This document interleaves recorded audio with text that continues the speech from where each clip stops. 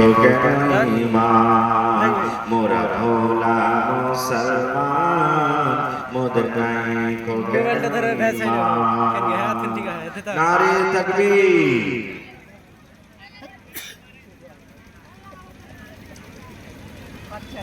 आज के जलसा जो को तुम्हारे श्रद्धेय सभापति साहेब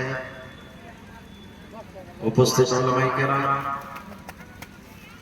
सामने बसे থাকা ইসলাম দরদি দিন দরদি ভাই ও বাবাজিরা পর্দারাশির মায়েরা খালারা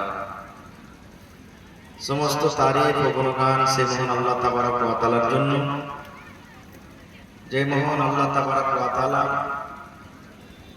এই গরমের মৌসুমে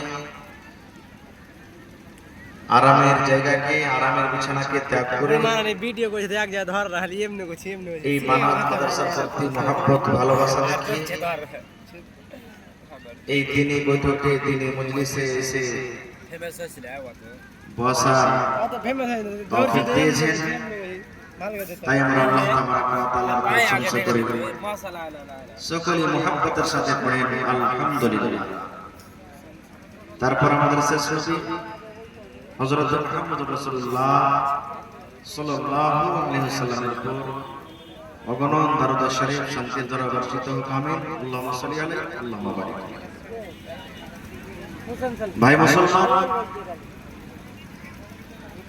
ধন্যবাদ জানাই আপনাদেরকে। এটা হলো ছাতিয়া গ্রাম চালা করছে কি যে মাথাতে ফুটছে ছেলেদের মাদ্রাসা আছে। লীলা জাল তো চিন্তা ছেলেরা লেখাপড়া করে সাথে সাথে আপনারা মেয়েদেরও ব্যবস্থা করেছে যে আমার ছেলেরা বেটা ভাতিজা পোতা নাতি যেমন পড়ালেখা শিখবে, ভিডিও বানানোর ভিতরে জাল দিন শিখবে, শরীয়ত শিখবে, দুনিয়া শিখবে, করা বুঝছি এই মতো মেয়েরাও বেটিরাও ভাতিজেরাও পড়ালেখা করবে, পড়াশোনা করবে, শিখবে। খুব ভালো কথা, ভালো ব্যবস্থা। হ্যাঁ ঠিক আছে। আর মেয়েদের পড়া খুবই দরকার, খুবই দরকার। এই জন্য দরকার একটা ছেলেকে যদি আপনি পড়ালেখা করালেন, ছেলেটা পড়ালেখা করার পর নিজের দুনিয়াদারিতে লেগে গেল, হয়তো দোকানে চলে গেল, চাকরিতে চলে গেল বা অন্যান্য কোনো কামে কাজে চলে গেল, কিন্তু যখন একটা বেটিকে পড়াইবে, যে একটা পরিবারকে আপনি পড়াইলেন, একটা বেটা ছেলেকে পড়া মানে একটা লোককে পড়াইলেন, আর একটা বেটিকে পড়া মানে বলে একটা পরিবারকে আপনি পড়াইলেন। বলবেন মৌলানা কেমন করে এটা কথা হলো যে একটা পরিবারকে পড়াইলেন? এই জন্য আপনি যখন একটা বেটি ছেলেকে পড়াবেন, ওই বেটি ছেলেটা যখন বড় হবে আপনি তার বিবাহ দিবেন, শ্বশুর বাড়িতে যাবেন। এবার কিন্তু ওই বেটি ছেলেটা জানতে পারবে যে আমার উপরে আমার স্বামীর কতটুকু হক, স্বামীর সাথে কি ব্যবহার করতে হবে, শ্বশুর শাশুড়ির সাথে আমাকে কিভাবে ব্যবহার করতে হবে, আমাকে কিভাবে সংসার কাটতে হবে, শরীয়তের প্রতি আমাকে কিভাবে চলতে হবে। যখন তোমার পেট থেকে কোখ থেকে যখন দুনিয়াতে ছেলে মেয়ে জন্ম নেবে, তখন ওই মা কিন্তু প্রথম মাদ্রাসা মাকতাব স্কুল, কারণ একটা যখন ছেলে দুনিয়াতে জন্ম, যেমন আমি আপনি দুনিয়াতে জন্ম নিয়েছি, জন্মের সময় থেকে আমরা স্কুলে মাদ্রাসাতে পড়ালেখা করতে পারি না যতক্ষণ পর্যন্ত 5 বছর 6 বছর বয়স না হয়। তো এই জন্মের দিন থেকে নিয়ে 5 বছর 6 বছর এই বয়সটা ছেলেরা কার কাছে পড়বে? মায়ের কাছে পড়বে। কার কাছে শিখবে? মায়ের কাছে শিখবে।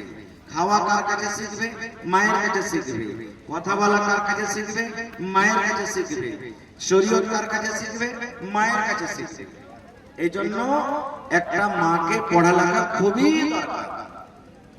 আর এই বর্তমান জামানাতে, বর্তমান টাইমে যে আমরা বলি বা এই কথাটা বলে থাকি, বেটি ছেলেকে পড়িয়ে কি করবি রে, এরা তো বিবাহ শাদী হওয়ার পর পরের ঘর চলে যাবে, শ্বশুর বাড়িতে চলে যাবে, ওখানে ছাই তুলবে, ভাত রান্না করবে, এই করবে ওই করবে, এরাকে ফের পড়িয়ে লিখে কি করবে?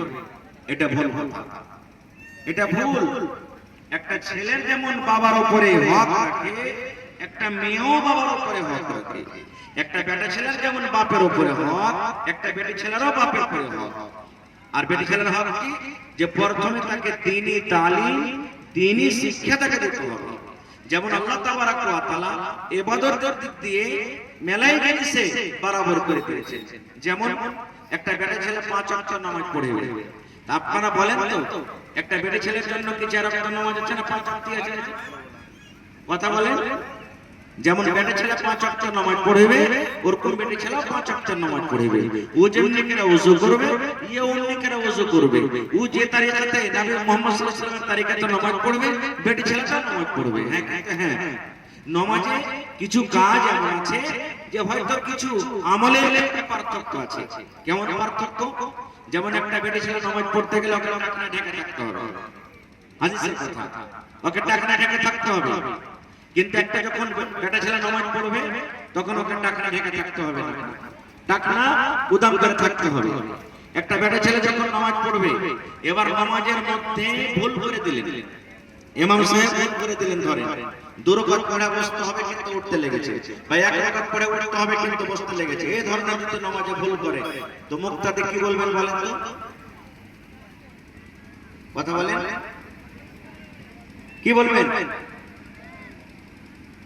যদি ইমাম সাহেব ভুল করলেন, ধরেন পুরুষের জামাত চলছে, ইমাম সাহেব 2 রাকাত পড়ে বসতে হতো কিন্তু ভুলে উঠেছে, ঝুঁকে উঠেছে, 1 রাকাত পড়ে আবার উঠতে হতো কিন্তু বসে গেল, তো মরদ কি করবে? যারা পিছনে মুক্তাদি থাকবে সুবহানাল্লাহ পড়বে, নাকি শেখ? সুবহানাল্লাহ পড়বে। কি পড়বে? সুবহানাল্লাহ। এর মানে ইমাম সাহেব বুঝবে যে আমার নামাজে ভুল হয়ে গেল। কিন্তু যখন একটা বেটি ছেলে নামাজ পড়াবে, আর যখন একটা বেটি ছেলেরা পিছনে মুক্তাদি থাকবে, তখন ওই ইমাম যদি ভুল করে, মহিলা ইমাম, তো মায়েরা খালারা কিভাবে বলবেন বলেন তো? ও কি সুবহানাল্লাহ বলা চলবে? আর যারা বলেন সুবহানাল্লাহ বলা চলবে, ওকে কি করতে হবে? তালি বাজাতে হবে। তালি বাজে সাফারির মতো তালি নয়, তালি বাজাতে হবে। কেমন তালি? এই দেখেন আমার হাত, এরকম ভাবে উল্টা করে তাকে মারতে হবে। এবার যদি আমার মহিলারা, মায়েরা খালারা যদি পড়ালেখা না করে, তাহলে এই দিন এই শরীয়ত জানতে পারবে ভাই?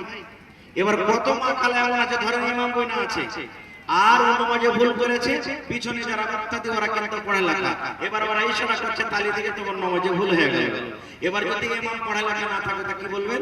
হি হি করে হাসতে লাগবে, ইলিশি লাগালে তালি কেন মারছে, ঠিক এটাকে সাপ ফেলা জায়গাতে তালি মারছে, বলবে কি বলবে না? আর একটা দেখে নিলেন, ইমাম সাহেব যদি পুরুষের জামাতে যদি পুরুষ ইমাম হয়, তাহলে ও আগে বেড়া নামাজ পড়বে, মানে ধরেন এটা পুরুষের কাতার হলো, ও আগে বেড়া করে ইমামতি করবে। কিন্তু একটা মহিলার জন্য কি, ও পুরুষের মতন একা ইমামতি করার জন্য আগে বাড়তে পারবে না। যেই লাইনে, যেই সাফে অন্য মহিলারা দাঁড় হয়ে আছে, ওই সাফি ওকে মধ্যখানে দাঁড়ায় ইমামতি করতে হবে। তো এই শরীয়ত কলা কোথায় জানবেন? যদি তাদের ব্যবস্থা হয় পড়ালেখার, তাহলে এবার বলবেন মাওলানা তাইলে মহিলারা পড়ালেখা করতে হবে? জি, পড়ালেখা করতে হবে। একটা হাদিস, সহিহ হাদিস আপনাদের সামনে আমি বলছি। যখন আমি স্টেজে এলাম, আপনাদেরকে সালাম দিলাম, আসসালামু আলাইকুম ওয়া রাহমাতুল্লাহ বললাম না? জি ভাই, বললাম আসসালামু আলাইকুম ওয়া রাহমাতুল্লাহ। এবার আপনারা জবাব দিলেন, এই সালামের মানে কি? আল্লাহর সালামতে যেন হয়, আপনার উপরে যেন আল্লাহর রহমত, আল্লাহর সালামতে যেন বর্ষিত হয়। এর মানে হলো এটা, আমার নবী, আপনার নবী, নবী মুহাম্মদ সাল্লাল্লাহু আলাইহি সাল্লাম একটা বসা আছে, আর আল্লাহর নবীর একজন স্ত্রী মা আয়েশা রাদিয়াল্লাহু তাআলা আনহা ঘরের ভিতরে বসা আছে, হুজরাতে, নিজের রুমে ঘরে বসা আছে, আর নবী কি বসা আছে বাহিরে। ইহুদির একটা জামাত, ইহুদির একটা দল নবীকে সালাম দিচ্ছেন, ইহুদির জামাত নবীকে সালাম দিচ্ছেন। কি সালাম দিচ্ছেন? আসসালামু আলাইকুম। কি সালাম দিচ্ছেন? আসসালামু আলাইকুম। আসসালামু আলাইকুম না বলে ইহুদি বলছে আসসালামু আলাইকুম। কথাটা বুঝবেন? আসসালামু আলাইকুম মানে আল্লাহ রাব্বুল আমিনের দয়া, আল্লাহ রাব্বুল আমিনের রহমত আপনার পরে বর্ষিত হোক, আল্লাহর সালামতে হোক, আসসালামু আলাইকুম। কিন্তু ইহুদিরা নবীকে সালাম দিচ্ছে আসসালামু আলাইকুম না বলে, ইহুদিরা বলছে আসসালামু আলাইকুম, আসসালামু আলাইকুম। এই সালাম দিয়েছে। হইলো আর কত বেশি এবার যারা পড়ালেখা মানুষ ওরা কিন্তু